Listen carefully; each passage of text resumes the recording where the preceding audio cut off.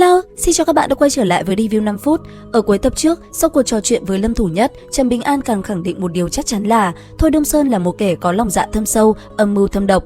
Nhưng rốt cuộc thì mục đích mà kẻ này đang nhắm đến là gì thì Trần Bình An vẫn còn chưa biết rõ được, bởi vì dù là vật chất, danh vọng, địa vị, thậm chí là các thứ tài nguyên tu luyện hoặc bảo vật quý giá của thần tiên thì kẻ này cũng không thiếu, mà trên người của đám Trần Bình An cũng không có những thứ đó. Thế là Trần Bình An ngẫm nghĩ kỹ càng lại những gì đã xảy ra trước đây, đó là Lâm Thủ Nhất nói rằng người tu tiên ngoài tài nguyên tu luyện ra thì còn để ý đến những thứ rất hư vô phiêu miểu. Tuy không nói rõ ra được đó là thứ gì, nhưng chỉ biết rằng thứ đó rất quan trọng đối với đại đạo. Bây giờ, cảnh giới của Lâm Thủ Nhất vẫn còn thấp, có lẽ đến khi cảnh giới cao hơn thì có thể nói rõ ra cho Trần Bình An hiểu. Lý Bảo Bình đã từng nhận xét rằng Thôi Đông Sơn đánh cờ rất giỏi, nhưng người bình thường có lẽ chỉ tính ra bước đi kế tiếp của đối thủ để mà đối phó. Còn Thôi Đông Sơn thì có thể biết được kết quả của ván cờ ngay khi quân cờ đầu tiên hạ xuống, thậm chí là ngay từ khi đối phương đồng ý đánh cờ thì kết cục của ván cờ đã bị Thôi Đông Sơn thao túng rồi. Lại cộng thêm việc bởi vì lần hành động theo cảm tính trước đó của Trần Bình An đã khiến cho hai mẹ con tại Ngọc Trâm Quán phải bỏ mạng. Từ đó khiến cho Trần Bình An càng hạ quyết tâm phải ra tay với Thôi Đông Sơn, không thể bởi vì nhận định chủ quan của mình mà khiến cho đám Lý Bảo Bình phải chịu hậu quả. Bởi vì một khi âm mưu của Thôi Đông Sơn đi đến bước cuối cùng thì chắc chắn sẽ là cảnh tượng trời long đất lở. Lúc đó thì một võ phu hai cảnh với hai tia kiếm khí như Trần Bình An sẽ không thể gánh vác nổi. Cho nên, vì thế tiên sinh đã gửi gắm sự an toàn của những học trò này cho hắn. A Lương cũng tin tưởng hắn, Trần Bình An tuyệt đối sẽ dùng toàn bộ khả năng để bảo vệ đám người Lý Bảo Bình. Nhưng mà nếu chỉ vì nhận định sơ sài và không có bằng chứng rõ ràng mà ra tay sát hại một người thì tâm lý của Trần Bình An vẫn còn rất nhiều lưỡng lự. Khi đó, đột nhiên Trần Bình An chợt nhớ ra lời mà Tề tiên sinh từng nói với hắn, đó là ngô sự bất quyết, khả vấn xuân phong. Cho nên, Trần Bình An thầm quyết định trong lòng, nếu như tiếng chuông gió vang lên là số chẵn thì tối nay sẽ không có ai phải bỏ mạng tại đây.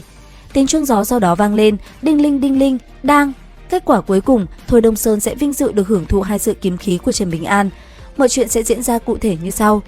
Trên miệng giếng, Trần Bình An gọi xuống, người lên đây. Dưới đáy giếng, thiếu niên áo trắng lắc đầu nguậy nguậy. Ta không. Trần Bình An vẫn giữ giọng bình thản. Chúng ta lên đây nói chuyện tử tế, phải giảng đạo lý trước đã, chứ đâu phải cứ hở ra là đòi đánh đấm. Vả lại, ta chỉ có chút sức mọn này, nếu thực sự động tay động chân, sao mà thắng nổi Thôi Đông Sơn ngươi chứ? Thiếu niên Thôi Sảm ở dưới lại ra sức lắc đầu. Ta không tin đâu. Trần Bình An nhíu mày. Tại sao? Thôi Sảm hét lớn lên. Ta sợ nóng, ở dưới đáy giếng này mát mẻ hơn nhiều. Trần Bình An hít một hơi thật sâu, đứng dậy rồi lững thững đi quanh bệ giếng cổ. Chẳng mấy chốc, tiếng nói từ dưới lại vọng lên. Trần Bình An, ngươi đừng có giả vờ nữa, ngươi không nhận ta làm học trò, nhưng ta đã mặc định ngươi là tiên sinh của ta rồi. Vì thế, ta không được phép đánh ngươi, cũng chẳng dám ra tay sát hại ngươi. Một khi ngươi đã quyết tâm ra tay, chắc chắn ta sẽ là người chịu thiệt lớn. Chưa kể, cái sát khí trên người ngươi sắp ngập đến miệng giếng này rồi, giờ mà ta còn leo lên để bị ăn đòn thì ta là tên ngốc sao? Trần Bình An dừng bước, không muốn vòng vo với tên kia nữa, hắn hỏi thẳng luôn. Mấy cái mưu đồ từ phía huyện nhà ấy, có phải ngươi đã xúi giục huyện lệnh Ngô Diên ngầm nhúng tay vào không? Thôi Sảm vờ vịt kêu lên. Hả? Gì cơ? Trần Bình An, ngươi nói gì đấy? Ta nghe không rõ lắm. Trần Bình An gật đầu. Vậy là đúng rồi. Thôi Sảm lập tức nổi cáu. Cái gì? Đạo lý quỷ quái gì thế này? Trần Bình An hỏi tiếp. Ta chỉ hỏi ngươi một câu thôi. Ngươi có làm hại bọn nhỏ Lý Bảo Bình không? Thôi Sảm không trả lời thẳng mà hỏi ngược lại. Ta nói đáp án ra, ngươi có tin ta không? Trần Bình An không cần suy nghĩ, đáp luôn. Không. Thôi Sảm tức đến mức nhảy dựng lên. Thế thì ngươi còn hỏi làm cái quái gì nữa? Sau đó, bên trên miệng giếng không còn phản hồi gì nữa, Thôi Sảm lại càng thêm sốt ruột, hắn cứ ẩn ẩn cảm thấy nguy hiểm. Trực giác của hắn mách bảo rằng thiếu niên quê mùa ở phía trên miệng giếng kia sẽ bằng một cách nào đó mà có thể đưa hắn vào tử địa. Cuối cùng thì Thôi Sảm giơ hai tay lên vẻ đầu hàng. Sợ ngươi rồi đấy, ta thề với trời có được không? Ta, Thôi Đông Sơn, cam đoan sẽ không làm hại ba đứa nhóc Lý Bảo Bình, Lý Hòe và Lâm Thủ Nhất. Trần Bình An liền đáp lại. Thôi Đông Sơn. Sau đó thì hơi ngập ngừng một chút mà hỏi, ngươi nói thật lòng chứ? Thôi Sảm vỗ ngực bôm bốp, tiếng vỗ mạnh đến mức trên miệng giếng cũng nghe rõ một một. Tin ta một lần đi. Trần Bình An không phản hồi lại, Thôi Sảm cũng không nói thêm một lời, sự trầm mặc lại tiếp tục đến từ hai phía. Thiếu niên ở bên trên nhẹ nhàng bước tới sát mép giếng, hơi dướn người về phía trước, nhìn xuống lòng giếng tối tăm, gọi một tiếng. Thôi Đông Sơn. Cậu thiếu niên áo trắng chắp tay sau lưng, ngẩng đầu lên cười tủm tỉm. Sao thế? Cuối cùng cũng nghĩ thông suốt rồi à? Trần Bình An thản nhiên nói tiếp. Lần đầu chúng ta gặp nhau, người tự xưng là gì ấy nhỉ? Trong chớp mắt sau đó, Thôi Sảm đột nhiên cảnh giác, da đầu tê dại, tâm trí như mặt hồ bị đun sôi sùng sục. Ngay sau đó, một luồng ánh sáng trắng lóa như tuyết từ miệng giếng đâm thẳng xuống đáy, kiếm khí chốt xuống như thác đổ, bao phủ kín mít cả lòng giếng nước. Thôi Sàm vội vàng tế ra món pháp bảo phòng ngự tên là Lô Bộ Ti Ấn Kính, dùng để ngăn chặn phần lớn kiếm khí. Sau đó lại dùng thêm một tấm bảo mệnh phù được dùng tinh huyết của một vị Bồ Tát vẽ lên để mà bảo vệ đạo thân. Vừa là tiếc của, vừa là cảm thấy nhục nhã vì bị thiếu niên quê mùa bắt nạt, lại còn càng thêm ấm ức vì bị lão tú tài đặt cấm chế trên người, khiến cho bản thân rơi vào hoàn cảnh éo le thế này. Thôi Sàm vừa chống đỡ kiếm khí, lại gào lên đầy phẫn nộ. Trầm Bình An, nếu lần này ngươi không lấy mạng được ta, thì dù có phải liều mất nửa cái mạng này ta cũng không tiếc. Đợi đến lúc ta lên được trên đó, ta sẽ tự tay làm thịt ngươi.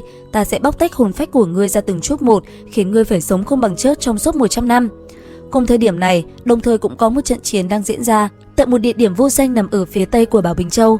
Lão tú tài đang định từ nơi này rời đi Bảo Bình Châu để mà quay lại Trung Thổ Thần Châu, thì lại cảm nhận được tình cảnh đang diễn ra giữa hai thiếu niên, khiến cho bộ xương già của lão tú tài cũng cảm thấy vô cùng bất đắc dĩ.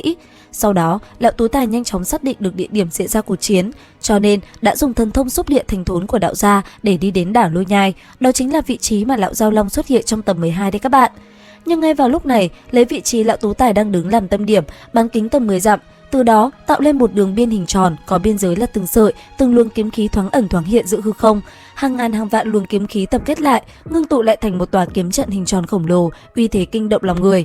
Bất cứ ai chỉ cần chạm nhẹ vào luồng kiếm khí này, chắc chắn sẽ tan thành mây khói, xương thịt hóa thành tro bụi. Lão tú tài hoang mang nhìn lên phía trên, đã thấy một nữ tử bạch y cao lớn, nữ tử đấy chính là Kiếm Tỷ. Nàng nói ra một cách thoải mái: "Sao nào, chỉ cho phép các ngươi có người chống lưng, có chỗ dựa, mà không cho Tiểu Bình An nhà ta cũng có sao?" Bước vào dự kiếm trận của Kiếm Tỷ, lão tú tài phải dùng đến toàn bộ thần thông với suy nghĩ, đánh nhau thì chắc chắn là mình không ăn được nàng rồi, nhưng chỉ cần đục lấy một kẽ hở của đại trận này dùng để truyền tin tức ra ngoài thì có lẽ mình vẫn làm được. Thực tế đã chứng minh là lão tú tài đối thoại thì sẽ hiệu quả hơn là động thủ, nhưng sau một hồi nói đến sùi cả bọt mép ra, đáp lại lão tú tài là vẻ mặt hờ hững của Kiếm Tỷ. Nàng nói: "Phá trận đi." Lão nhân kia chẳng còn cách nào khác, đành phải rón rén hỏi một câu để về cẩn trọng: "Ngươi có biết ta là ai không đấy?" Nữ tử áo trắng cười nhạt mà nói: "Biết, ngươi là Văn Thánh." Lão nhân nghe vậy thì không khỏi ngẩn người, trong lòng thầm nghĩ: hóa ra đối phương nắm rõ lai lịch của mình như lòng bàn tay, vậy mà vẫn chẳng thèm nể mặt chút nào, thế này thì hơi bị quá đáng rồi đấy. Lão tú tài lại nén giận, kiên nhẫn hỏi: "Hay là chúng ta thương lượng một chút, đừng động thủ nữa có được hay không?" Nữ tử hơi suy nghĩ một chút rồi gật đầu: "Vậy ta nên khách khí một chút sao?" Lão tú tài mừng rỡ gật đầu lia lịa, cười ha hả nói: "Được thế thì quá tốt." Nào ngờ ngay sau đó, kiếm khí của tòa kiếm trận này lại càng thêm đậm đặc, tỏa ra một luồng kiếm thế không thể cản phá, dường như có thể khiến thiên địa đại đạo cũng có dấu hiệu bị tan vỡ. Nữ tử giật giật khóe miệng, nín cười mà nói: "Mời Văn Thánh phá trận." Ta nói như vậy, Văn Thánh đã cảm thấy đủ khách khí chưa? Đến đây thì cũng hết tập 13 Kiếm Lai 2. Xin chào và hẹn gặp lại các bạn ở những video tiếp theo.